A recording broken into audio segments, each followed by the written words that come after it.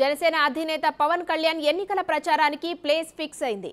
తాను పోటీ చేసే పిఠాపురం నుంచే వారాహి యాత్రకు శ్రీకారం చుట్టనున్నారు జనసేనాని. ఈ నెల 27న వారాహి యాత్రతో జనంలోకి రానున్నారు.